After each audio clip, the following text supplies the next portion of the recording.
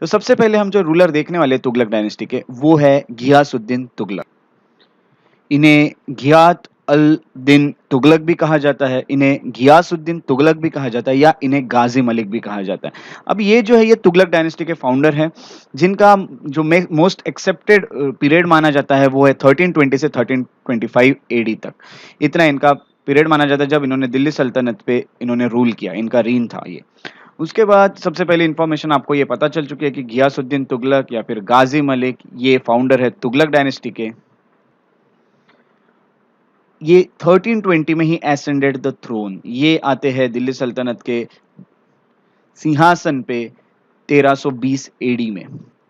अब अगर मैं मेरे प्रीवियस लेक्चर के आखिरी स्लाइड में जाऊं, जो कि आप ऑलरेडी देख चुके, तो हमने ये देखा था कि आफ्टर अलाउद्दीन खिलजी वाले स्लाइड में कि आखिरी जो पॉइंट था यहाँ पे देखेंगे आप, या फिर 1320 में जो ग्रुप ऑफ ऑफिसर्स थे कि गयासुद्दीन तुगलक के साथ मिल के उन लोगों ने जो खुसरो खान था उन्हें हरा दिया था। गाजी मलिक उसके बाद दिल्ली सल्तनत पे आ जाते हैं, उसके थ्रोन पे आ जाते हैं। तो ये चीजें हमने प्रीवियस लेक्चर में देखा था, तो आपके माइंड में अभी बैकग्राउंड तो बन चुका है।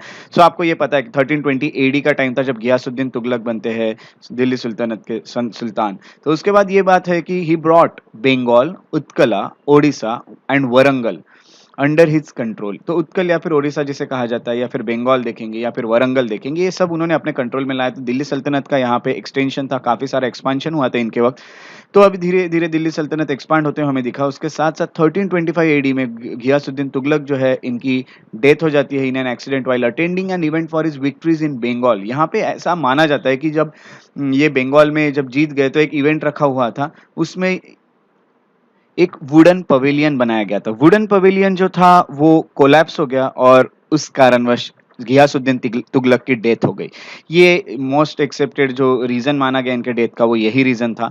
तो इनकी डेथ हो जाती है 1325 में। इनके इसमें आपको बहुत ज्यादा चीजें याद रखने की जरूरत नहीं, जितनी इंपॉर्टेंट चीजें वो मैं आपको यहाँ पे बता चुका हूँ। फिर उनके बाद उनके जो सन थे जिनका नाम है जुना खान। सो ये जो स्पेलिंग है ये मैंने थोड़ा सा यहाँ सुधारा है, ये स्पेलिंग है जौना खान का। जौना खान या फिर जिन्हें अलग खान भी कहा जाता है, अलग खान हो गए, जुआना खान हो गए, ये इनके बेटे थे जिन्होंने इनके जगह पे जो आए। सो जुआना खान या Ulugh Khan succeeded him under the title Mohammad bin Tughlaq. और जब ये आते हैं जुआना खान, जब ये दिल्ली सल्तनत संभालते हैं, जब वहाँ के रूलर बनते हैं, तो ये नाम अपना रखते हैं मोहम्मद बिन तुगलक और उस नाम से रूल करना शुरू करते हैं। इसलिए गियासुद्दीन तुगलक के बाद जो अगले रूलर आते हैं इन 1325, ही वॉज मोहम्मद बिन तुगलक। सो अब हम मोहम्मद बिन तुगलक को स्टडी करते हैं। गियासुद्दीन तुगलक के बारे में आपको इतनी इंफॉर्मेशन रखना काफी है। मोहम्मद बिन तुगलक की अगर हम बात करें तो इनका मोस्ट एक्सेप्टेड जो रीन माना गया है वो 1325 से 1351 तक का माना गया है। उसके साथ साथ इन 1325 एडी जोना खान, या फिर मैंने एक और आपको स्पेलिंग दिखाया, ये एक क्राउन प्रिंस थे। क्राउन प्रिंस यानी क्या होता है कि जब किंग की डेथ हो जाएगी तो जो उनके बेटे उसमें से कौन बनेगा अगला किंग, उसे पहले ही नॉमिनेट किया जाता है और उसे क्राउन प्रिंस माना जाता है जो अगला किंग बनने वाला है। तो ये क्राउन प्रिंस थे मोहम्मद बिन तुगलक, ये डिसाइडेड था कि यही बनने वाले, तो ही स्वर्ण द टाइटल मोहम्मद बिन तुगलक। उसके बाद उन्होंने जो टाइटल लिया वो था मोहम्मद बिन तुगलक। उसके बाद इन्होंने जो जो काम किए वो काफी इंपॉर्टेंट है। सबसे ज्यादा क्वेश्चन आने के चांस है मोहम्मद बिन तुगलक से और फिरोज शाह तुगलक से। तुगलक या फिरोज शाह तुगलक। तो मोहम्मद बिन तुगलक काफी इंपॉर्टेंट है, तो इसे अच्छे से याद रखिएगा। जो जो चीजें मैं बता रहा हूँ उतने आपको सफिशिएंट होगी एग्जाम के लिए। इन्होंने आते बराबर क्या किया, तो जो टैक्सेस है उसे बढ़ा दिया दोआब के रीजन में। दोआब का रीजन यानी क्या होता है, दो जो रिवर्स होती है उसके बीच का जो रीजन होता है, ये रीजन इसे कहा जाता है दोआब का रीजन। अब ये रीजन की यानी सिग्निफिकेंस या फिर इंपॉर्टेंस क्या होता है, तो ये रीजन जो है ये काफी फर्टाइल होता है क्योंकि दो नदियों के बीच में चलने वाला रीजन है। यहाँ पे काफी अच्छा एग्रीकल्चर और ये सब चल सकता है। सो इन्होंने आने के बाद सबसे पहले टैक्सेस बढ़ा दिए क्योंकि ये चाहते थे कि जो मुझे जो पैसे की जरूरत है वो टैक्सेस बढ़ा के पूरी हो जाएगी, तो टैक्सेस बढ़ा देता हूँ ताकि जो खजाना है वो भर जाएगा। तो he raise the taxes between Ganga and Yamuna Doab. तो दो नदियों के बीच का, गंगा और यमुना के बीच का जो दोआब का रीजन था, इसमें इन्होंने टैक्सेस बढ़ा दिए। काफी many people ran away to the forest, है ना। तो काफी लोग फिर वहां से जाने लगे क्योंकि इतना टैक्सेस पे करना इन लोगों के लिए पॉसिबल नहीं था। So many people ran away to the forest क्योंकि बहुत सारे हेवी टैक्सेस थे उसे अवॉइड करने के लिए। और ये सब चीजें होने के कारण क्या हुआ, आप समझ जाइए, ये एक रीजन है, ये रीजन पे बहुत हाई टैक्सेस लिए जा रहे हैं, तो लोग ये रीजन छोड़ के दूसरे रीजन में जाने लगे। अब लोग अगर इस रीजन में सेटल हो गए दूसरे रीजन में, तो यहाँ पे जो खेती चल रही थी ये बंद हो गई, ये रुक गई क्योंकि लोग यहाँ से यहाँ पे चले गए। तो कल्टीवेशन रुक गया। कल्टीवेशन रुकने के कारण क्या हो गया कि फूड शॉर्टेज होना शुरू हो गया, जिस कारणवश ये जो इन्होंने जो स्टेप लिया था टैक्सेस बढ़ाने का, ये काफी एक गलत डिसीजन हो गया और उसके कारण लोगों को फूड शॉर्टेज होने लगा, कल्टीवेशन जो है वो नेग्लेक्ट होने लगा, तो ये काफ़ी सारे प्रॉब्लम शुरू हो गए। उसके साथ-साथ इन्होंने एक और काम किया, इनकी ये गलती है जो मैं आपको बता रहा हूँ, जो-जो इन्होंने की, जिस कारणवश इनका जो रूल था ये एक तरह से खत्म हुआ। सो आगे क्या हुआ, तो he shifted his capital from Delhi to Devagiri. Delhi से इन्होंने देवगिरी में अपनी कैपिटल जो है वो शिफ्ट की और उसका नाम दौलताबाद कर दिया। अब मेन रीज़न क्या था, ये आप इस मैप को देख के समझ सकते हैं। तो ये देखिए, ये जो मैप है ये तुगलक डायनेस्टी का मैप है। इसमें मैं आपको सबसे पहले ये बता दूँ कि यहाँ पे है, यहाँ पे कहीं आएगा दिल्ली। यहाँ से ये शिफ्ट करते हैं अपना कैपिटल यहाँ पे दौलताबाद में। ये क्या करना चाहते थे? ये साउथ में अपना किंगडम एक्सपांड करना चाहते थे। साउथ में ये एक्सपांशन चाहते थे, इसलिए इन्हें ये पास पड़ता था कि ये साउथ से इधर एक्सपांड करेंगे। तो इन्होंने यहाँ से अपना कैपिटल जो है वो यहाँ शिफ्ट कर दिया। अब यहाँ से यहाँ जब कैपिटल शिफ्ट होने लगा, तो ये जो पोर्शन है नॉर्थ वाला, ये ऊपर का जो पोर्शन है, ये इसके तरफ ध्यान नहीं ये दे पाए, है ना? तो इनको लगा कि ये तो बहुत बड़ी गलती की मैंने, अब मैं ना तो साउथ की तरफ ध्यान पे रहा, क्योंकि ये भी इनके लिए मुश्किल हो गया था कि साउथ जीतना यहाँ से, क्योंकि काफ़ी डिफिकल्ट टास्क था। सो उसके बाद ये इनका जो पहले से जो किंगडम है, उसपे भी अफ़ेक्ट कर रहा था, तो इन्होंने भी इसे फिर से दिल्ली में शिफ्ट कर दिया। ये इनकी बहुत बड़ी गलती हुई फिर से, जो इन्होंने दोहराई थी अपनी गलती। तो he shifted his capital from Delhi to Devagiri और देवगिरी का नाम कर दिया गया दौलताबाद। उसके बाद उन्होंने वापस शिफ्ट कर दिए, बात अलग है। He introduced the copper and brass coins. तो कॉपर और ब्रास के इन्होंने कॉइन्स बनाए, जिसको ये token currency, introduction of token currency हम कह सकते हैं। तो क्या हुआ कि इन्होंने सोचा कि सिल्वर और गोल्ड कॉइन इतने ज़्यादा मिंट करने से अच्छा मैं सस्ते में कॉपर और ब्रास के कॉइन्स बना लूँगा और उसकी वैल्यू सेम रख दूँगा। अब वैल्यू जो थी वो इन्होंने इक्वल कर दी गोल्ड और सिल्वर की। अब आपको तो पता है जब ऐसा होगा तो गोल्ड सिल्वर के बराबर अगर आप कॉपर के कॉइन्स की वैल्यू रख रहे हैं, सो आपकी इकोनॉमी को बहुत बुरी तरह अफेक्ट करेगा, और ये इकोनॉमी को अफेक्ट किया। इकोनॉमी को अफेक्ट करने के बाद जो कॉइन्स है, वैल्यू ऑफ कॉइन्स वो बहुत ज़्यादा गिर गई, और इसके बाद इन्होंने इनको ये जो कॉपर टोकन करेंसी इन्होंने लाई थी, इसे इन्हें विड्रॉ करना पड़ा। इकोनॉमी बहुत बुरी तरीके से अफेक्ट हो गई थी। सो ये एक और गलती इनकी। तो यहाँ पे अब तक 3 गलतियाँ मैं बता चुका हूँ। एक तो इन्होंने बहुत ज़्यादा टैक्सेस लगाए, दूसरी बात इन्होंने अपना कैपिटल शिफ्ट किया, तीसरी बात इन्होंने टोकन करेंसी इंट्रोड्यूस की। ये 3 गलतियाँ, और आगे देखते हैं और इन्होंने क्या-क्या किया। उसके बाद जो इन्होंने मेन चीज़ें की वो उनके फेल एक्सपीडिशंस। फेल एक्सपीडिशन यानी इन्होंने कुछ जगह है वहाँ पे अटैक किए, वहाँ पे वॉर करके एक्सपांशन करने की कोशिश की। सबसे पहले अगर देखेंगे तो इन्हें खुरासन, ये जो जगह है, जैसे कि हम देखेंगे खुरासन इराक हो गया, या फिर ट्रांसोशियाना हो गया, या फिर इराक हो गया, खुरासन हो गया, ये जितने भी रीजन्स है इसे ये कॉन्कर करना चाहते थे। अब ये जो रीजन्स आएँगे ये इस तरफ आएँगे, इंडिया के इस तरफ, तो इन्हें अभी इंडिया के इस तरफ जाने की ज़रूरत पड़ गई। यहाँ जाने के लिए इन्होंने काफ़ी बड़ी आर्मी खड़ी कर दी। आर्मी जो इन्होंने रेज़ की थी वो लगभग ऐसा माना जाता है कि 3,70,000 लोगों की आर्मी थी। इतने सारे लोग आर्मी में थे। ये जो फिगर्स है ये कोई मैटर नहीं करते एग्ज़ाम में, इस पे क्वेश्चन नहीं आएगा कितने लोग थे। ये तो मैं आपके इन्फॉर्मेशन के लिए बता रहा हूँ कितनी बड़ी आर्मी ये बनाते हैं। ये बनाने के बाद ये एक्सपीडिशन है ये फेल हो गया। ये कॉन्कर ही नहीं कर पा रहे, इतने सारे लोगों की इन्होंने आर्मी बनाई, उसमें खर्चा अलग से आया। ये सब चीज़ें एक और इनकी गलती हो गई, ये यहाँ पे फेल हो गए। अगला है कि ये कराचिल एक्सपीडिशन करना चाहते थे। कराचिल जो है, ये कुल्लू कांगड़ा रीजन जो आप जानते हैं, कुल्लू कांगड़ा रीजन जो है ये हिमाचल प्रदेश में, यहाँ का रीजन ये जीतना चाहते थे, इसलिए उन्होंने कराचिल एक्सपीडिशन कर दिया। फिर से इस पे बहुत सारा खर्चा लगाया, और ऐसा कहते हैं कि तुगलक जो थे, कुछ हिस्टोरियंस का मानना है, ये बात सच भी हो सकती है, गलत भी हो सकती है, कुछ हिस्टोरियंस का कहना है, ठीक है? मैं ये मेरे दावे के साथ नहीं कह रहा हूँ, कुछ हिस्टोरियंस की जो जितनी चीज़ें मैंने पढ़ी उसमें ऐसा है कि कुछ हिस्टोरियंस ऐसा मानते हैं कि ये जो तुगलक थे, मोहम्मद बिन तुगलक, ये क्या करना चाहते थे हिमाचल प्रदेश वाले रीजन में जाके, तो यहाँ से ये जो रीजन है, यहाँ से ये हिमालय को क्रॉस करना चाहते थे, यहाँ जाके। हिमालय को क्रॉस करके ऐसा भी माना जाता है कि ये चाइना पे अटैक करना चाहते थे। अब ये चीज़ मैं दावे के साथ नहीं कह रहा हूँ, क्योंकि ये कुछ हिस्टोरियंस का मानना है, कुछ हिस्टोरियंस का मानना है, सभी का नहीं। तो ये इन्वेड करना चाहते थे चाइना को इवन। तो इतना बड़ा एक्सपीडिशन ये चलाना चाहते थे, तो ये रीजन ये जीतना चाहते थे पहले, फिर ये बाद में और एक्सपेंशन करना चाहते थे आगे-आगे अपने डायनेस्टी का। तो इतने बड़े एक्सपीडिशन चलाए इन्होंने, बट ये सब फिर से फेल हो गए। फेल होने के बाद बहुत सारा खर्चा हुआ, फिर से जो किंगडम है उसकी इकोनॉमी गिरने लगी, लोगों को बहुत तकलीफ़ें गई इन चीज़ों के कारण। फिजूल के खर्चे कह सकते थे इनके, ये मोहम्मद बिन तुगलक ने जो किए थे। तो ये सब चीज़ें हुई तो हुई। ये सब चीज़ों के कारण क्या हुआ, मेन बात ये है। तो जितने अभी हमने अबाउ इवेंट्स देखे, जितने भी यहाँ से ये तीसरी चीज़ इनके फेल्ड एक्सपीडिशन भी, चौथी चीज़ हमने देखी फेल्ड एक्सपीडिशन। तो ये जितनी भी चीज़ें हुई, ये चीज़ों के कारण लोगों ने रिवोल्ट करना शुरू कर दिया। लोगों ने यहाँ पे विद्रोह करना शुरू कर दिया इनके खिलाफ। अब काफ़ी सारे रूलर्स जो थे, काफ़ी सारे एक-एक जगह पे इन्होंने जो भी लोग रखे थे ऑफिशियल्स इनके, या फिर सँभालने के लिए जितने लोग रखे थे, वो लोगों ने भी रिवोल्ट करना शुरू कर दिया। अब इनके जितने भी एरियाज़ थे, जैसे कि मदुराई जो है ये इंडिपेंडेंट हो गया गया, जलालुद्दीन एहसान शाह मदुराई के रूलर बन गए, मदुराई इनके किंगडम से निकल के यहाँ पे अगर हम देखेंगे तो ये इंडिपेंडेंट हो गया था मदुराई। सो मदुराई इंडिपेंडेंट हो गया। उसके बाद दूसरी चीज अगर हम देखेंगे तो विजयनगर किंगडम बन गया, जिसमें हरिहर और बुक्का ने मिलकर विजयनगर किंगडम बनाया था। ये चीजें भी हम आगे पढ़ने वाले आगे के लेक्चर में। वरंगल विजयनगर जो है यानी वरंगल जो है ये इंडिपेंडेंट हो गया। उसके बाद अगर हम देखेंगे तो बहामनी किंगडम भी आया। सो ये सब जो किंगडम्स है, बहामनी किंगडम हो गया या फिर विजयनगर हो गया, ये सबको तो हम आगे पढ़ने वाले हैं। हसन गंगू करके जो है उन्होंने बहामनी किंगडम की फाउंडेशन किया था। तो ये सब चीज़ें यहाँ पे हुई इनके वक्त। और बहुत अलग सी बात थी कि ये बहुत ज़्यादा परेशान थे, रूल अच्छे से नहीं कर पाए, लोग भी इनके रूल में परेशान थे। ये बहुत ही बुरा, बहुत ही खतरनाक सा एक इवेंट हो रहे थे। सो लोग तो परेशान थे। फाइनली उनकी डेथ हो गई। थट्टा करके जो जगह है, 1351 में इनकी डेथ हो जाती है। आज ये जो जगह है ये पाकिस्तान में थट्टा, उस वक्त इन्हीं के पूरे किंगडम में आती थी। यहाँ पे आप देख सकते हैं काफी बड़ा एक्सपेंशन है, पाकिस्तान और ये सब कवर हो रहे हैं इनके किंगडम में। सो यहाँ पे इनकी डेथ हो गई 1351 में। और उसके बाद जो अगले रूलर आए वो उनका नाम है फिरोज शाह तुगलक। इनके बारे में, मोहम्मद बिन तुगलक के बारे में काफी सारे क्वेश्चन पूछे जाते हैं, इसलिए याद रखिएगा। ये 3-4 चीजें याद रखिएगा। एक तो इन्होंने टैक्सेस रेज किए थे, दूसरा है कि कैपिटल शिफ्ट की थी, इसके कारण क्या क्या वो आपको पता है, फूड का शॉर्टेज और ये सब। उसके बाद टोकन करेंसी है ना, टैक्सेस बढ़ाने के कारण फूड शॉर्टेज हुआ, कैपिटल शिफ्ट करने के कारण इन ये बराबर संभाल नहीं पाए, टोकन करेंसी लाए जिसके कारण वैल्यू गिर गई कॉइन्स की। उसके बाद फेल्ड एक्सपीडिशन थे। तो ये सब चीजें आपको याद रखना है इनके लिए, और इस पे क्वेश्चन आने के बहुत ज्यादा चांसेस है, क्योंकि यही से तो नए नए किंगडम्स को बर्थ हुआ। यहाँ पे अगर देखेंगे विजयनगर हो गया, बहामनी हो गया, यहीं से इनका बर्थ होता है।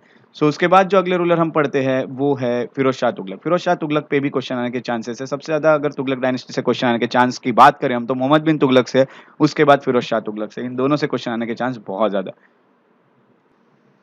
फिरोज शाह तुगलक जो है, इनका जो मोस्ट एक्सेप्टेड जो माना जाता है पीरियड, वो है 1351 से 1388 तक, यानी after the death of Mohammad bin Tughlaq, Firoz Shah Tughlaq ये आते हैं। और फिरोज शाह तुगलक की अगर हम बात करें तो Firoz Shah Tughlaq was the son of Ghiyasuddin Tughlaq younger brother. Okay, यानी he was the cousin of Mohammad bin Tughlaq, है ना। मोहम्मद बिन तुगलक के कजिन थे, क्योंकि बिन तुगलक के जो फादर थे जिनका नाम था गियासुद्दीन तुगलक, यहाँ देखेंगे ये है मोहम्मद बिन तुगलक के फादर, और इनका एक भाई है, उनके भाई के बेटे थे फिरोज शाह तुगलक, यानी ये दोनों कजिन हो गए। ये दोनों कजिन थे, यानी अभी मोहम्मद बिन तुगलक के बाद अगले जो रूलर बनते हैं वो है फिरोज शाह तुगलक। अब हम फिरोज शाह तुगलक को थोड़ा सा स्टडी कर लेते हैं। ही succeeded thrown in year 1351 AD, ये हमें याद रखना है। अब इनके बारे में कुछ हमें, इन्होंने जो एडमिनिस्ट्रेटिव रिफॉर्म्स किए हैं वो काफी इंपॉर्टेंट है और इस पे क्वेश्चन आने के चांस बहुत ज्यादा है। तो देख लेते हैं क्या एडमिनिस्ट्रेटिव रिफॉर्म्स है जो इन्होंने किए। सबसे पहले जब ये आते हैं तो ही विड्रू ऑल तकुई। अब तकुई क्या होता है? तकुई यानी लोन होता है जो मोहम्मद बिन तुगलक ने ग्रांट किए थे लोन। तो सबसे पहले एग्रीकल्चरल लोन है वो पूरे उन्होंने विड्रॉ कर लिए। ये चीज़ों के कारण इकोनॉमी बहुत खराब हो रही थी।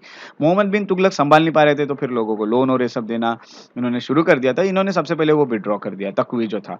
उसके बाद he raise the salary of revenue officer. Revenue officer की सैलरी बढ़ाई ताकि वो अच्छे से रेवेन्यू कलेक्ट करे, एफिशिएंटली काम करे। दूसरी चीज़ ये है कि जितने भी अनलॉफुल और अनजस्ट टैक्सेस लगाए थे, आप तो यहाँ जानते हैं, raise the taxes, Muhammad bin Tughlaq raise the taxes. वो पूरे टैक्सेस और जितने भी अनलॉफुल थे, जो यानी बहुत ही बुरे टैक्सेस थे, उन सबको हटा दिया था यहाँ पे जो फिरोज शाह तुगलक थे उन्होंने। उसके साथ साथ ही collected 4 important taxes which are, उन्होंने टैक्सेस भी लिए बट बहुत ही अच्छे मैनर में टैक्सेस कलेक्ट किए थे, जिसमें हम एक कह सकते, जिसमें हम खराज कहते हैं। जो पहला हम टैक्स देख रहे हैं वो है खराज। अब खराज जो टैक्स है वो किस तरह से यहाँ पे कलेक्ट किया जाता था, तो 1/10 of the produce of the land, जितनी भी लैंड प्रोड्यूस करेगी उसका उसके 10 में से एक हिस्सा आपको देना पड़ेगा। ये आप समझ लीजिए ना, यानी फॉर एग्जांपल अगर आपने 10 केजी कुछ लाया तो 1 केजी ये, ओके, और बाकी आपका। इस तरह का ये बहुत अच्छा एक टैक्स था जो काफी अच्छा, यानी एक सिस्टमेटिक वे था। तो खराज लिया गया। उसके बाद जो दूसरा ये ले, अगला जो टैक्स है वो है खम्स। अब खम्स जो है ये क्या होता है देखते हैं। खम्स जो है ये 1/5 ऑफ वॉर बूटी, जितना भी आपने वॉर में अमाउंट कलेक्ट किया करके लाया है, उसमें से 5 में से एक हिस्सा उनको देना होगा। फॉर एग्जाम्पल आपने 5 यूनिट्स कुछ लाए हैं, उसमें से आपको 1 यूनिट देना होगा। ये एक और टैक्स था जो वसूल किया जाता था। अब वॉर यानी कैसा है कि ये भी नहीं, तो अलग अलग जगह पे अगर इन्होंने अपने ऑफिशियल रखे, वो जाके वॉर कर रहे हैं, उनको एक एक जगह दी है। फॉर एग्जाम्पल जागीरदार इन्होंने बना के रखा है, वो लोग एक जो है एक हिस्सा 5 में से वो देंगे। ये खम्स होता है। उसके बाद है जजिया। ये एक पोल टैक्स है, जो कि अगर हम देखते हैं तो जजिया जो है ये नॉन मुस्लिम्स पे लगाया जाता है। इसके बारे में हम आगे भी डिस्कशन करेंगे जजिया क्या होता है। है ना, एज पर इस्लामिक लॉ ये नॉन मुस्लिम्स पे लगाया जाता है, तो ये एक जजिया था जो नॉन मुस्लिम से कलेक्ट किया जाता था। अगला जो है वो है ज़कात। ज़कात जो है ये इसकी अगर हम बात करें तो ये टैक्स ऑन मुस्लिम्स है।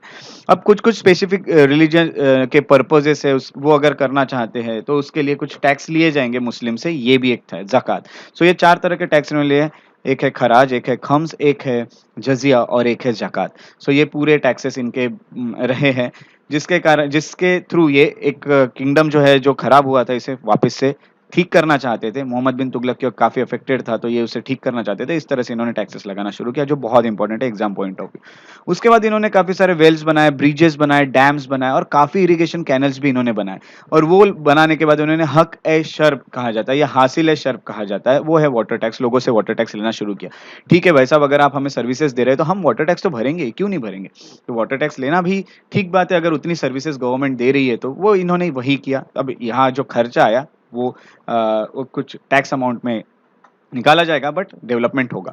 उसके बाद ही constructed towns like Firozabad, Hisar या फिर जौनपुर या फ़तेहाबाद। आप जानते हैं जौनपुर जो है ये भी इन्होंने बनाया, फ़तेहाबाद हो गया, फ़तेहाबाद। अब फिरोज़ाबाद खुद के नाम पे बनाया था, ऐसे अलग-अलग नाम पे जौन खान जो था उनके नाम पे जौनपुर बनाया था। तो इस तरह से ये सब बनाए गए थे एक-एक टाउन और ही लेविड जज़िया ऑन ब्राह्मण्स। तो ये तो चीज़ मैं ऑलरेडी आपको बता चुका हूँ, जो ब्राह्मण्स या फिर जो नॉन मुस्लिम्स हैं उनके ऊपर ये जज़िया लगाया जाता था। ब्राह्मण्स यहाँ पे स्पेशली इसीलिए लिखा गया है क्योंकि एक तरह से ये एक रिलीजियस टैक्स है जो कि ब्राह्मण्स थे वो उन पे जनरली लगाया जाता था या फिर जो फिर नॉन मुस्लिम है उन पे लगाया जाता था, ये भी आप कह सकते हैं। He establish hotels that is दर उल शफ़ा। दर उल शफ़ा जो है ये हॉस्पिटल्स के नाम थे जो इन्होंने बनाए थे, तो काफ़ी अच्छा एक यहाँ पे डेवलपमेंट देखने मिल रहा था। उन्होंने मैरिज ब्यूरो भी बनाए थे हॉस्पिटल्स के साथ-साथ मैरिज ब्यूरो, जिसे दीवान-ए-खैरत कहा जाता था और इश्तिब्का दीवान-ए-इश्तिब का बनाया गया था to give financial aid to the poor. जो पुअर है लोग उनको यहाँ पे कुछ फाइनेंशियल एड दिया जाए, इसलिए दीवान-ए-इश्तिब का भी बनाया गया था। तो ये सब चीज़ें हैं, दरुल शफ़ा हो गए, दीवान-ए-खैरत हो गया, ये सब चीज़ें यहाँ पे इन्होंने बनाई, जो कि काफ़ी इम्पोर्टेंट और काफ़ी एक अच्छा एक पॉज़िटिव चीज़ें दिख रही थी इनके वक़्त। उसके बाद अगर हम कुछ और फैक्ट जानते हैं फ़िरोज़ शाह तुगलक के बारे में जिस पे क्वेश्चन आने के चांसेस है, तो ये है कि फ़ुतूहत-ए-फ़िरोज़ शाही, ये एक ऑटोबायोग्राफ़ी है जो फ़िरोज़ शाह तुगलक की है, ये याद रखिएगा। इन्होंने ऑटोबायोग्राफ़ी, खुद की बायोग्राफ़ी भी लिखी हुई है, तो फ़ुतूहत-ए-फ़िरोज़ शाही ये इनकी ऑटोबायोग्राफ़ी है। ये कभी क्वेश्चन आए तो याद रखिएगा किसकी है। ही पैट्रोनाइज़्ड स्कॉलर ज़ियाउद्दीन बरानी। सो ज़ियाउद्दीन बरानी कौन थे? तो ये एक तरह से अगर हम देखते हैं तो ये पॉलिटिकल थिंकर थे दिल्ली सल्तनत के वक़्त। तो ये इन्हें हिस्टोरियन भी कहा जाता है। तो काफ़ी एक इम्पोर्टेंट स्कॉलर थे जो कि इनके वक़्त थे, फ़िरोज़ शाह तुगलक के। क्योंकि during his reign several Sanskrit books जो है, ये काफ़ी पॉज़िटिव बात थी कि संस्कृत बुक्स जो है जैसे कि मेडिसिन पे हो गए, साइंस पे हो गए, आर्ट्स पे जो ऑलरेडी बन चुकी थी, उसको उन्होंने पर्शियन में भी ट्रांसलेट किया ताकि और भी लोगों तक वो पहुँच पाए। तो ये सब चीज़ें यहाँ पे हुई, Sanskrit books, medicine, science, arts ये सब फिर आगे-आगे पर्शिया तक जाने लगे, फिर वहाँ से और ज़्यादा उसका आगे जो कंट्रीज़ है वहाँ पे वो चीज़ें की इन्फॉर्मेशन पहुँचने लगी, तो ये सब चीज़ें हुई। उसके साथ-साथ कुतुब फ़िरोज़ शाही एक बुक है जो कि फ़िज़िक्स पे है, ये भी इन्हीं के वक़्त की बुक है। तो ये बहुत ही एक अच्छा डेवलपमेंट हमें देखने मिला फ़िरोज़ तुगलक के बारे में। जितना बुरा डेवलपमेंट किया था मोहम्मद बिन तुगलक ने, उतना उसको सुधारने की कोशिश फ़िरोज़ तुगलक ने की। अब फ़िरोज़ तुगलक के बाद हम देख लेते हैं कि तुगलक डायनेस्टी का अंत कैसे हुआ, end of Tughlaq dynasty. Tughlaq dynasty का अगर एंड देखें तो फ़िरोज़ के जो सक्सेसर्स थे, फ़िरोज़ तुगलक के जो सक्सेसर थे वर नॉट वेरी स्ट्रॉन्ग और कॉम्पिटेंट नहीं थे। जितने ये फ़िरोज़ शाह तुगलक थे उतने अच्छे ये नहीं थे, स्ट्रॉन्ग भी नहीं थे, कॉम्पिटेंट भी नहीं थे। तो 14th सेंचुरी के आस-पास अगर हम देखते तो काफ़ी टेरिटरीज़ इंडिपेंडेंट हो चुकी थी। उसके पहले भी हमने देखा कि काफ़ी टेरिटरीज़ वैसे भी इंडिपेंडेंट हुई थी। बट धीरे-धीरे जब ये भी चले गए फ़िरोज़ तुगलक, तो उसके बाद फिर और भी टेरिटरीज़ इंडिपेंडेंट होने लगी, सब अपनी टेरिटरीज़ लेने लगे। सो उसके बाद अगर देखें तो तुगलक के पास सिर्फ़ पंजाब और दिल्ली ही रहा आखिरी-आखिरी के एंड में। सो उसके बाद ये सब चीज़ों पे कि जब मुश्किलें हो रही है, उसके बाद तैमूर भी इंडिया में आ जाता है और तैमूर इन्वेट कर देते हैं इंडिया में 1398 एडी में। तैमूर ने जो अटैक किया था वो काफ़ी स्ट्रॉन्ग अटैक था, काफ़ी लोगों को मारा गया था। अगर देखेंगे तो तुगलक पीरियड पे ये अटैक किया गया और इंडिया से बहुत बड़ी वेल्थ ये लेके गए थे तैमूर। तो इंडिया को ये यहाँ पे तो इन्वेजन किस तरह के थे, इन्वेजन एक तरह से लूटने के लिए ही आते थे, कोई रूल करने की बहुत इच्छाएं नहीं रहती थी। सो इंडिया का जितना भी वेल्थ है ये उनको तैमूर को अट्रैक्ट कर दिया गया और अट्रैक्ट करने का तैमूर कौन थे, तो समरकंद जो है वहाँ के ये रूलर थे। सो ये लूट के चले गए और पर बहुत बुरी तरीके से लोगों को भी मारा गया और तुगलक जो है इनको काफ़ी ज़्यादा तकलीफ़ें गई, ये इन्हें सँभाल नहीं पाए, तैमूर का इन्वेजन नहीं सँभाल पाए जिसके कारण तुगलक डायनेस्टी यहाँ पे ही डिक्लाइन होना शुरू होते हुए दिखी। During the period of Nasiruddin Muhammad Tughlaq, Nasiruddin Muhammad Tughlaq जब थे तब तैमूर इंडिया में आते हैं, तो याद रखिएगा ये एक थोड़ा छोटा-सा फैक्ट है जो आपको याद रखने की ज़रूरत है। In 1398 AD Timur mercilessly sacked and plundered Delhi, Delhi को लूट लिया और बहुत ही बुरी तरीके से अटैक किया गया था, जिसके कारण तुगलक डायनेस्टी खत्म होने लगी। काफ़ी सारे लोग भी इसमें मारे गए थे। सो यहाँ से तुगलक डायनेस्टी का अंत शुरू हो गया था और फाइनली इनका अंत हुआ जब मुल्तान के जो गवर्नर थे, फॉर्मर गवर्नर, इन्होंने एक मुल्तान में गवर्नर रखे थे तुगलक के टाइम पे जिनका नाम है खिज़्र खान। खिज़्र खान ये मुल्तान के गवर्नर हुआ करते थे। ये गवर्नर रखते थे, वही अपनी टेरिटरी लेके चले जाते थे और फाइनली खिज़्र खान ने तो तुगलक डायनेस्टी को ही खत्म कर दिया। तो मुल्तान के जो गवर्नर थे, अब यहाँ पे इन्होंने देखा कि इनकी हालत बहुत खराब है तुगलक की, क्योंकि ये दिल्ली तो संभाल नहीं पा रहे, तो उस पे रूल कर दिया खिज़्र खान ने। खिज़्र खान ने इस चीज़ का फ़ायदा उठाया कि तैमूर आए और वो चले गए, बट अफेक्ट करके गए बहुत ज़्यादा तुगलक डायनेस्टी को। तुगलक इस चीज़ का फ़ायदा उठा के खिज़्र खान जो है, ये आ गए तुगलक डायनेस्टी के जगह पे दिल्ली सल्तनत में और इनकी जो डायनेस्टी थी इसे सैयद डायनेस्टी कहा जाता है। तो अगले लेक्चर में हम सैयद डायनेस्टी पढ़ेंगे। इस तरह से तुगलक डायनेस्टी जो था उनका अंत हो